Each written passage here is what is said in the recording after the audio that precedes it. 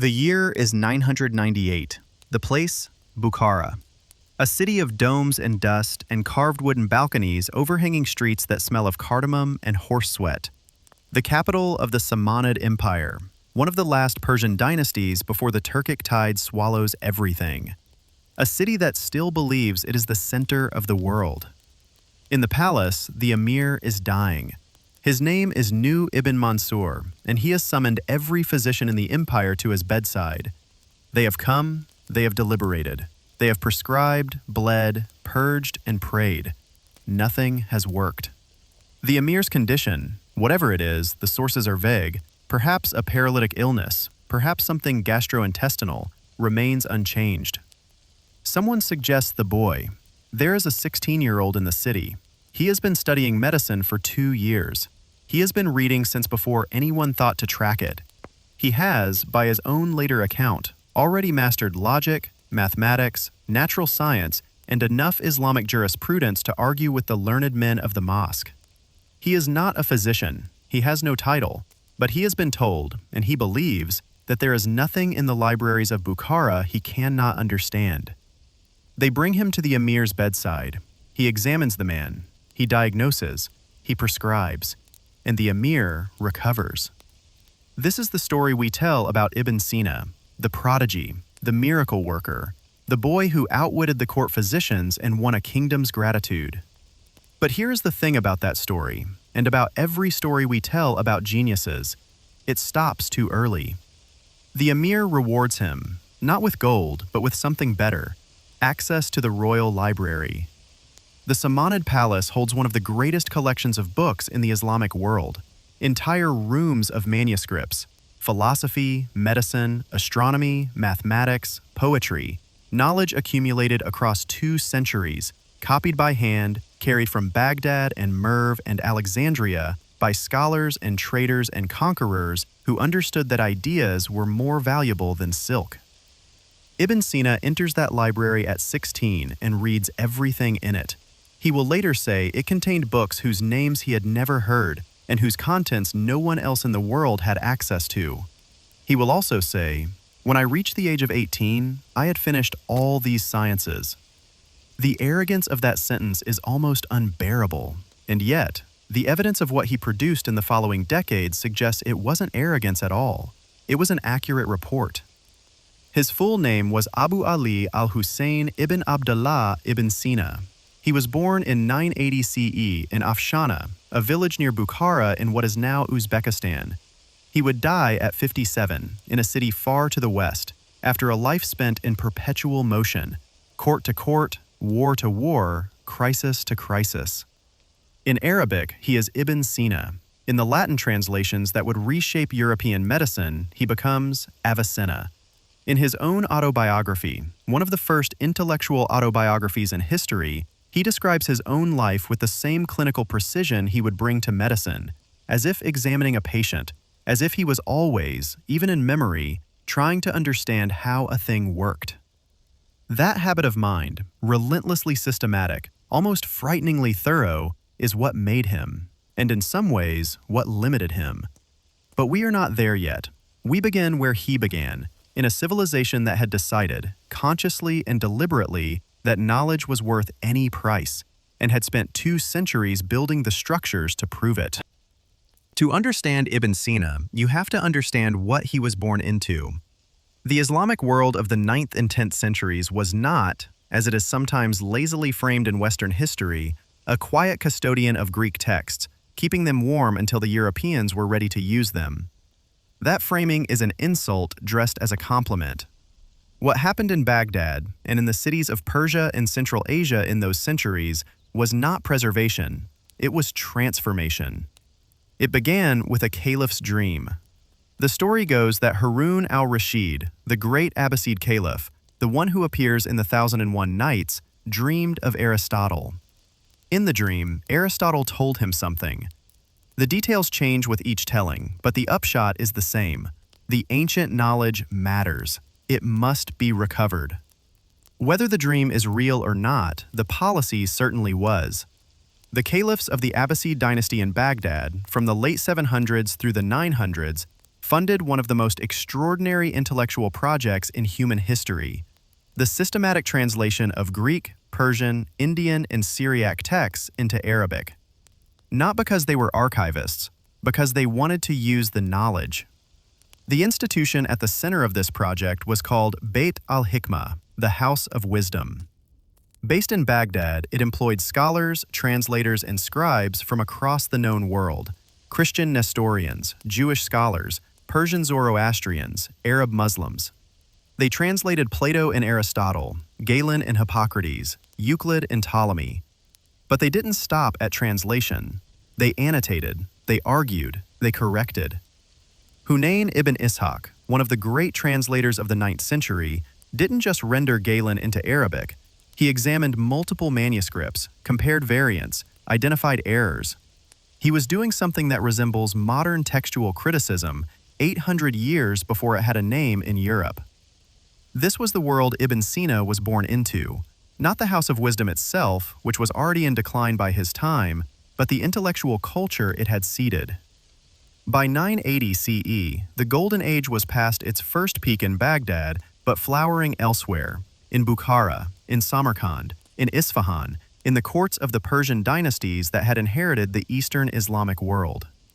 In these cities, a scholar could find hospitals, the first true hospitals in the world, the Bimaristans, where patients were admitted by illness rather than wealth. Medical schools, astronomical observatories, paper mills, which allowed the mass production of manuscripts.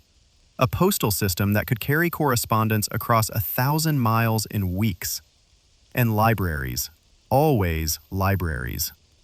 Ibn Sina's father was a government administrator, an educated man, cultured enough to invite scholars to their house in Bukhara for dinner discussions.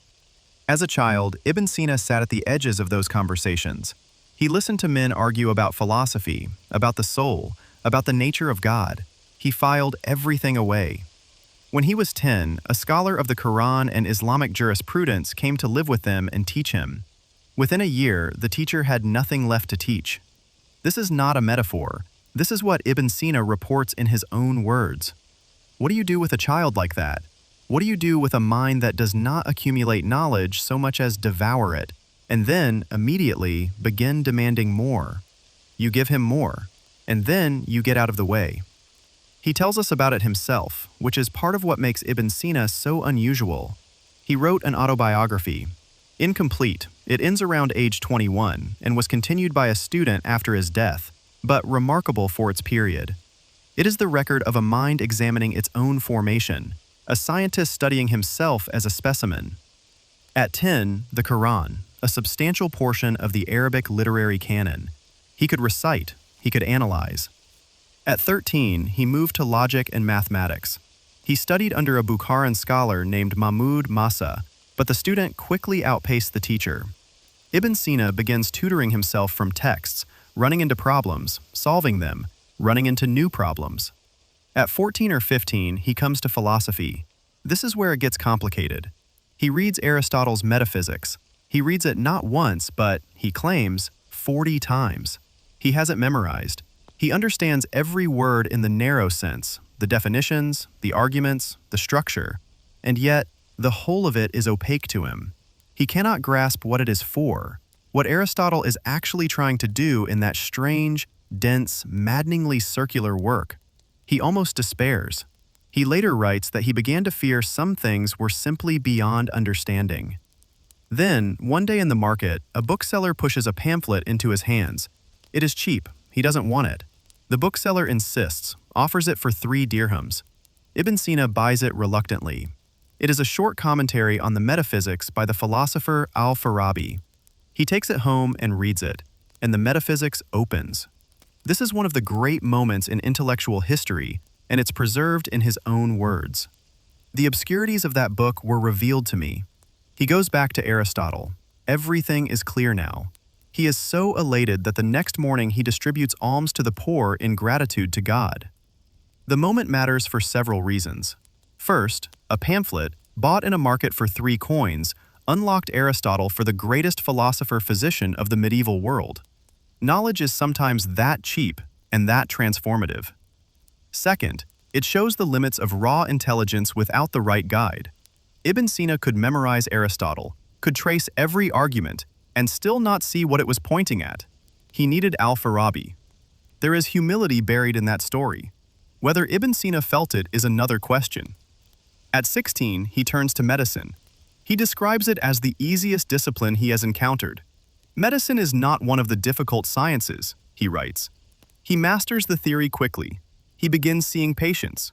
He learns, he says, from them, from the practice, from the actual bedside examination of human bodies and human suffering. And this is where you begin to see what separates Ibn Sina from the merely brilliant. He doesn't just absorb medicine as a theoretical system. He watches what it does. He tests it against experience. He notices where theory fails, where Galen's confident assertions crumble against the reality of a sick human being. He is not simply a reader, he is an observer. At 17 or 18, the timing is slightly uncertain, the royal library opens to him.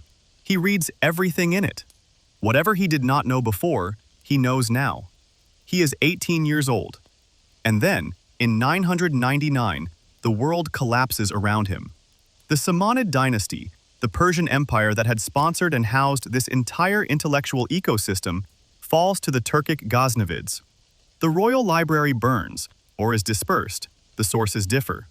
The political order that had made Bukhara a center of learning is gone. Ibn Sina is 19 years old. His patron is dead. His library is ash. He has only what is already inside him. As it turns out, that is more than enough. The Al-Qanun fi al-Tib, the Canon of Medicine. In Arabic, Qanun means a rule, a law, a standard. Not just a collection of facts, a system, a structure. The implication is in the title. This is not one physician's observations. This is how medicine works. Ibn Sina began writing it around 1012, when he was in his early 30s. He completed it over the following decade, writing during the chaos of political exile, during imprisonments, during court intrigues, during the military campaigns of patrons who wanted a physician handy and a philosopher available. He wrote, in other words, in the margins of an extremely turbulent life. The canon is 5 books. The first is theory, the nature of the body, the nature of illness, the principles of health. The second is a materia medica, 760 drugs, their properties, their uses. The third and fourth deal with diseases organized by organ system, from head to toe, and with conditions affecting the entire body. The fifth is a pharmacopoeia of compound medicines. In total, somewhere between 700,000 and 1 million words. But the size is the least of it. What Ibn Sina did in the canon was something that had never been done before. He unified. He took Greek medicine, Hippocrates, Galen, Dioscorides, and Arabic and Persian clinical experience, and Indian pharmacological knowledge, and he organized it into a coherent system. Every concept connected to every other concept. Every treatment followed from a principle. Every principle could be traced back to a theory. It is, among other things, a stunning feat of intellectual architecture. But inside that architecture are things that look almost eerily modern. On clinical trials, Ibn Sina, in the canon, lists 7 conditions that must be met before a drug can be considered effective. The drug must be pure. It must be tested in an uncomplicated case. It must be tested in 2 opposite diseases to confirm the property. The power of the medicine must correspond to the strength of the disease. The time of action must be observed. The effect must be reproducible. And it must be tested in human bodies, not merely theorized. 7 conditions: tested, reproducible, human subjects. This is, in outline, the logic of a clinical trial. Ibn Sina articulated it in roughly 1020 CE. The first randomized controlled trial is usually dated to 1948. On contagion, Ibn Sina proposed that certain diseases are spread by contaminated soil and water. He recommended quarantine, the isolation of patients, to prevent the spread of infectious disease. He described what we would now call airborne transmission. He identified tuberculosis as a contagious disease when Galen had described it as hereditary. He recommended that patients drink water only from clean sources. This was 700 years before germ theory. He did not know about bacteria. He had no microscope, no concept of microorganisms. But he had observed, carefully, systematically, that disease clusters around certain conditions, that sick people make other people sick, that isolation works. On the relationship between mind and body, Ibn Sina recognized what we would now call psychosomatic illness. He wrote about the influence of emotional states on physical health. He described a pulse diagnosis method by which he could detect, he claimed, concealed emotional disturbance in a patient. That sounds implausible until you consider that rapid heart rate and respiratory changes are genuinely physiologically linked to psychological distress. There is a famous story, possibly apocryphal but illustrative, in which a young man is brought to Ibn Sina in a state of unexplained wasting illness. Ibn Sina takes his pulse while reciting the names of towns, then districts, then streets, then houses, then finally a woman's name. When he says the woman's name, the pulse leaps. The young man is lovesick. Ibn Sina recommends marriage as the cure. The story is probably embellished, but it reflects something real in the canon.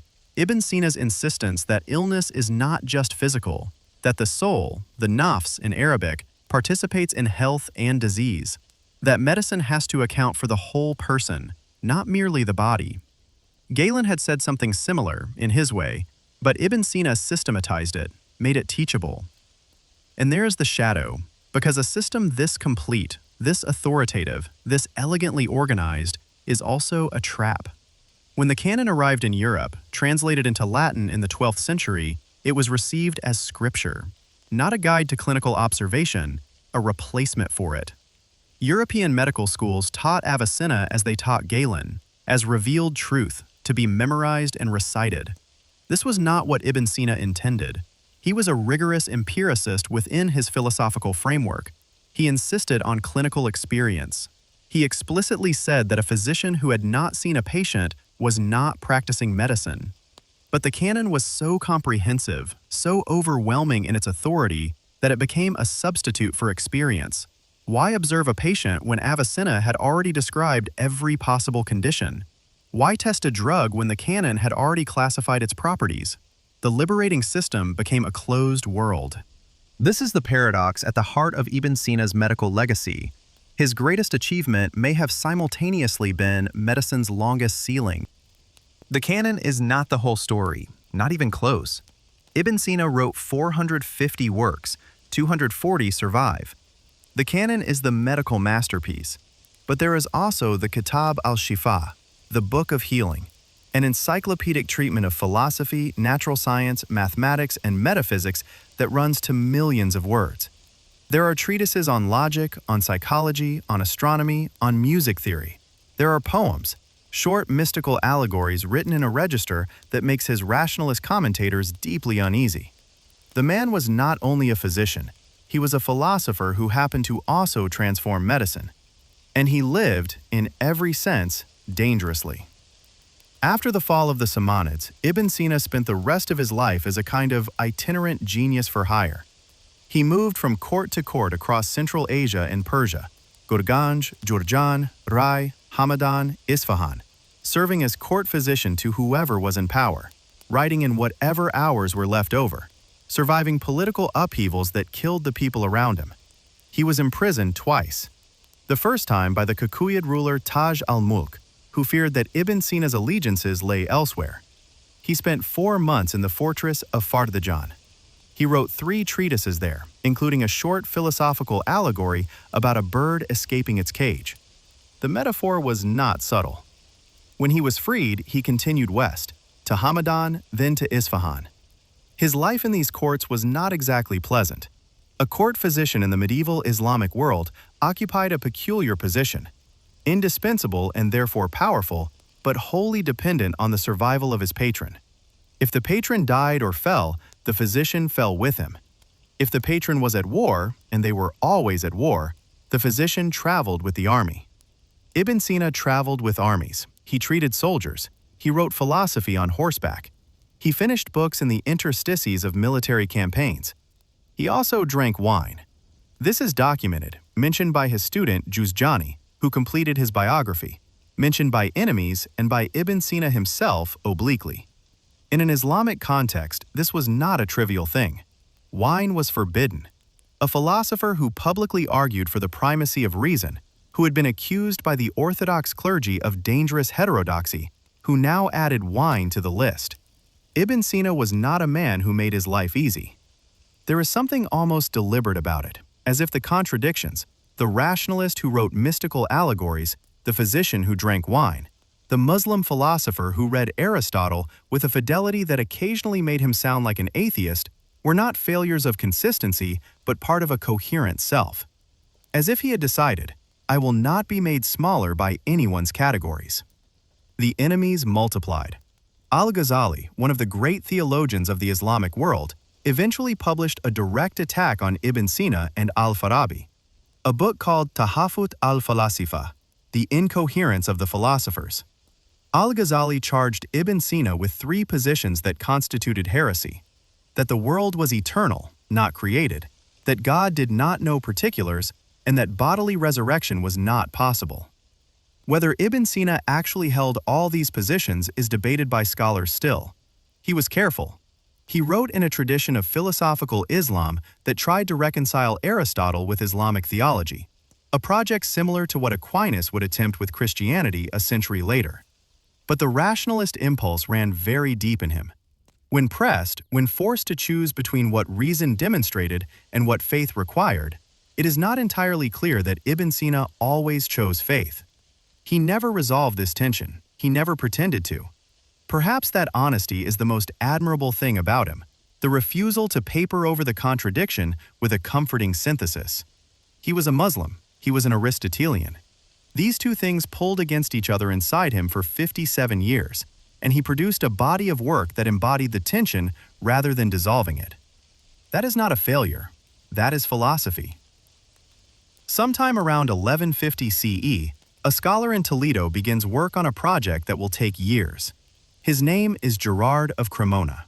He is an Italian, trained in Europe, who traveled to Spain specifically to find a copy of Ptolemy's Almagest, an astronomical text he had heard about but could not find in Latin.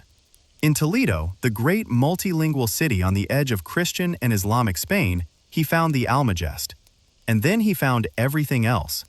Gerard of Cremona translated approximately 87 works from Arabic into Latin. The Canon of Medicine was among them. By 1200, copies of the Canon, now called Liber Canonis or Canon Medicinae, were circulating in European universities. By 1300, it was required reading at Montpellier and Bologna, the two great centers of European medical education. By 1400, it had been through multiple printed editions. It remained a standard medical textbook in European universities until well into the 17th century. 600 years. Think about what that means. For longer than the United States has existed, European physicians were trained on a textbook written in Arabic by a Persian Muslim philosopher. The medical education of Roger Bacon, of Thomas Aquinas, who cited Avicenna extensively, of every physician who graduated from a European university before the age of anatomy, all of it ran through Ibn Sina. And almost none of them knew who he was. Not entirely. Avicenna was known as a name, a source, an authority. But the civilization that produced him, the Islamic Golden Age, the Bamaristans, the translation movement, the century of systematic empirical inquiry that made the canon possible, largely invisible. He was received as a specimen without context, an Arab physician, useful but foreign. The irony goes deeper. The canon reached Europe precisely as the Crusades were reaching their peak. The Christian West was simultaneously drawing on Islamic medicine and killing Islamic people. The canon was being taught in Paris while Jerusalem was soaked in blood. The same civilization that was described as barbaric in Crusader chronicles had already produced the most sophisticated medical textbook in the world. These contradictions were not resolved. They were simply lived with. What did Europe do with the canon? The best and worst things simultaneously. The best, it gave European medicine a systematic framework it did not previously have. It organized and transmitted the clinical knowledge of Galen and Hippocrates in a more coherent form than any previous Latin compilation. It introduced drugs and treatments from the Islamic pharmacological tradition. It gave European physicians a shared language and reference point. The worst, It encouraged authority over observation. The canon became, in the wrong hands, a replacement for medicine rather than a guide to it. Why examine this particular patient when Avicenna had described all patients? Why note this particular herb's effect when Avicenna had classified all herbs? It is a cruel irony that Ibn Sina, who had insisted on clinical experience, who had outlined conditions for drug testing that resemble modern methodology, who had learned medicine from patients, not books, became the patron saint of medical book learning in Europe. His methods did not travel with his conclusions. The tradition he came from, the Islamic empirical tradition that had built hospitals and developed pharmacology through observation, was almost entirely lost in translation. What arrived was the system. What got left behind was the spirit. He died in 1037, near the city of Hamadan, age 57. His student Jujani was with him. The death was not peaceful. He had been ill for some time, repeatedly, in ways that suggest he worked himself to collapse and then recovered, only to work himself to collapse again. In his last months, he attempted to treat himself, adjusting his medications, his diet, his rest. One account suggests he overdosed himself on the opium he was using to manage a gastrointestinal condition, either through miscalculation or, some historians have darkly speculated, through something closer to despair. He had freed his slaves, performed charitable acts, read the Quran daily, either making peace with death or performing peace with death. Jujani reports that when he died, Ibn Sina said, "I have used my body to build the work of knowledge. The body is worn out now. Let it go." He left 240 surviving works. He left the canon, which would outlive him by 6 centuries. He left the Book of Healing, which is still studied by historians of philosophy. He left a poem about the soul that physicians in the Islamic world memorized for generations. A poem that described the soul as a descending dove, reluctantly entering the body, longing for the heights it came from. He also left something stranger and more intimate, the floating man. It is a thought experiment, embedded in the Book of Healing, in the section on psychology. Ibn Sina asks you to imagine a person, fully rational, fully capable of thought, who is created in the air, suspended, without any sensory input. No sight, no sound, no touch, no smell. No body awareness at all. The limbs are separated so the person cannot even feel their own skin. This person, Ibn Sina says, would still be aware of their own existence, still know that they exist. Even stripped of every external sensation, every bodily feeling, there is still a self, an I that cannot be eliminated. This is, 8 centuries before Descartes, the argument that the self exists independently of the body, that consciousness is not simply the sum of physical sensations, that there is something that thinks, and that something knows itself. I think, therefore I am, that famous formulation, is anticipated, in a different language and a different tradition, in a medical encyclopedia written in Persia in approximately 1020 CE. Did Descartes read it? Possibly, via Latin translations of the Book of Healing. He never said so. The intellectual debts between the Islamic Golden Age and the European Enlightenment are, almost without exception, unacknowledged. But the thought experiment matters for a different reason too. Ibn Sina, the man who systematized everything, who cataloged the physical body in 700,000 words, who described drug testing and quarantine and clinical examination with almost terrifying precision, also believed that there was something about human consciousness that would never fit in a catalog. The body could be described, the self could not. He spent his life trying to describe everything, and in The Floating Man, he acknowledged that the most fundamental thing, the I that does the describing, would always slip the net. There is a question that hangs over Ibn Sina's legacy, and it is not one that historians of medicine like to ask because the answer is uncomfortable. The canon dominated European medicine for 600 years. Islamic medicine, meanwhile, the tradition that had produced Ibn Sina, that had built the Bimaristans and trained empirical physicians across a vast civilization, eventually declined. Not immediately, not entirely, but the creative surge of the 9th and 10th centuries did not sustain itself through the 14th and 15th. Was the canon part of that? Did Ibn Sina's achievement, in its very completeness, help close the door on further inquiry? Did the system that liberated European medicine, at least partly, contribute to calcifying the tradition it came from? These are hard questions. They do not have clean answers. History rarely works that neatly. The decline of Islamic intellectual life had many causes: the Mongol invasions, the political fragmentation, the shifting trade routes, the theological conservatism that eventually pushed back against Aristotelian rationalism. Ibn Sina was not responsible for the Mongols, but the question stands: what does it do to a tradition when its greatest work is also, in some sense, its final word? What Ibn Sina gave medicine was structure, clarity, a framework in which everything could be named and placed and understood. These are gifts. But medicine, in the centuries after the canon, needed something else. It needed to be willing to say, Avicenna was wrong.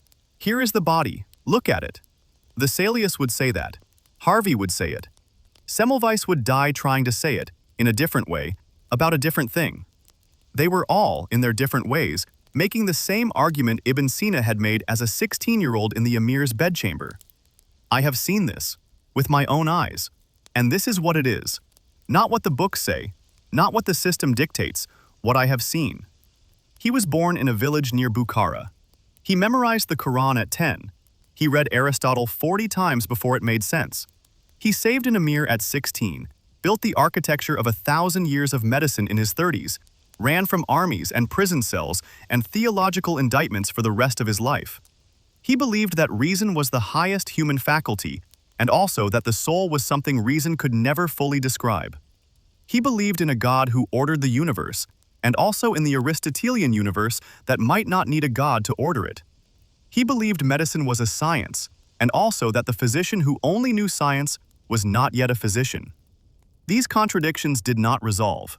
They compounded.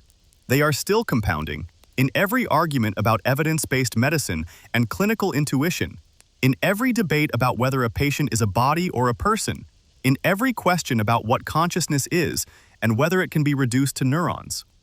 Ibn Sina did not answer these questions. He is the reason we are still asking them.